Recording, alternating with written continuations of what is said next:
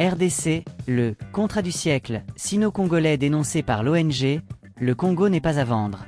Kinshasa, République démocratique du Congo, RDC, le « contrat du siècle », un accord phare conclu en 2008 entre la RDC et un consortium d'entreprises chinoises, est à nouveau sous le feu des critiques.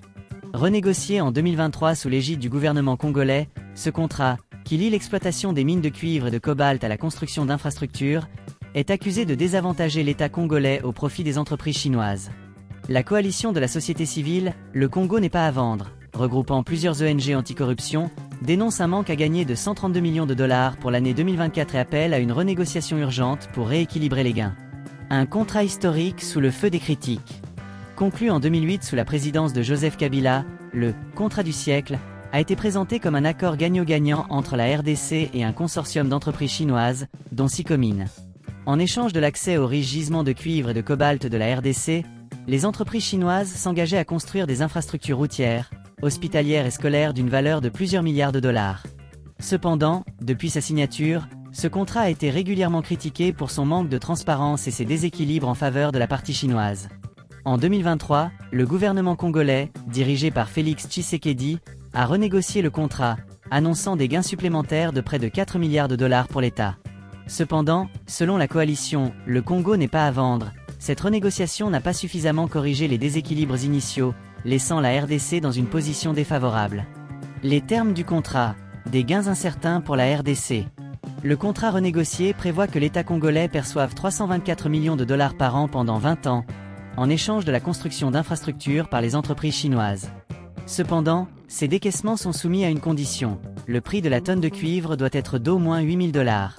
Si ce seuil n'est pas atteint, les paiements pourraient être réduits, voire annulés. Tout est fonction du prix du cuivre. Il y a cette volatilité et cette incertitude du prix qui ne garantit pas forcément que les 324 millions de dollars constituent un acquis, explique Baby Matabishi, coordonnateur au centre Carter RDC et membre de la coalition, le Congo n'est pas à vendre.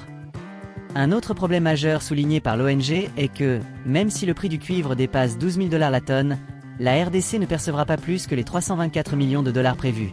Pour que l'État congolais bénéficie d'une augmentation de 30% des revenus, le prix du cuivre devrait dépasser ce seuil, ce qui n'est jamais arrivé dans l'histoire récente. Selon la coalition, ce déséquilibre a entraîné un manque à gagner de 132 millions de dollars pour l'année 2024. Une aberration économique et fiscale.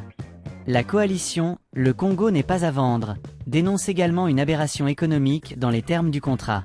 Que les entreprises chinoises produisent 100 000 tonnes, 200 000 tonnes ou 400 000 tonnes de cuivre, elles paieront le même montant de 324 millions de dollars à l'État congolais. Cette clause, jugée inéquitable, prive la RDC de revenus supplémentaires en cas d'augmentation de la production.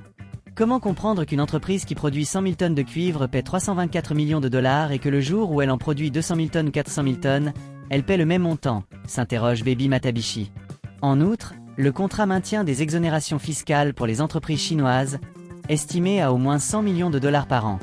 Ces avantages fiscaux, combinés aux clauses déséquilibrées du contrat, réduisent considérablement les bénéfices que la RDC pourrait tirer de l'exploitation de ses ressources minières. Les défis de la renégociation. Malgré les critiques, les autorités congolaises continuent de défendre le contrat, mettant en avant les infrastructures promises par les entreprises chinoises.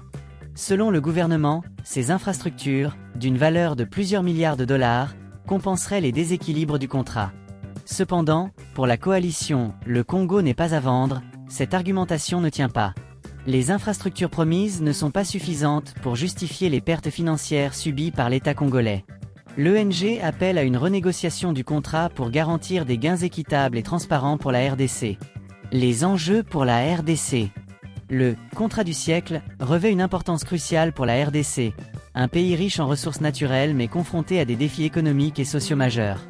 Les enjeux de ce contrat dépassent le cadre financier et touchent à la souveraineté économique et à la gestion des ressources naturelles du pays. 1. La souveraineté économique. Le contrat sino-congolais soulève des questions fondamentales sur la souveraineté économique de la RDC.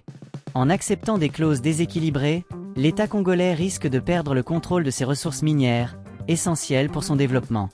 2. La transparence et la bonne gouvernance. Les critiques du contrat mettent en lumière les lacunes en matière de transparence et de bonne gouvernance dans la gestion des ressources naturelles. Pour regagner la confiance des citoyens et des partenaires internationaux, La RDC doit adopter des pratiques plus transparentes et équitables. 3. Les retombées pour la population. Les ressources minières de la RDC devraient bénéficier en premier lieu à sa population. Cependant, les déséquilibres du contrat sino-congolais risquent de priver les Congolais des retombées économiques et sociales promises. Conclusion, un appel à la renégociation.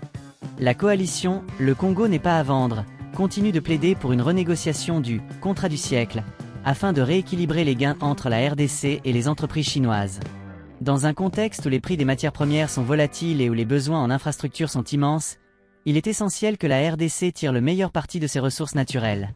Alors que les autorités congolaises défendent les avantages du contrat, la société civile et les observateurs internationaux restent vigilants, exigeant plus de transparence et d'équité. L'avenir de ce contrat phare, et plus largement de la gestion des ressources minières en RDC, dépendra de la capacité des parties prenantes à trouver un équilibre entre les intérêts économiques et les impératifs de développement durable.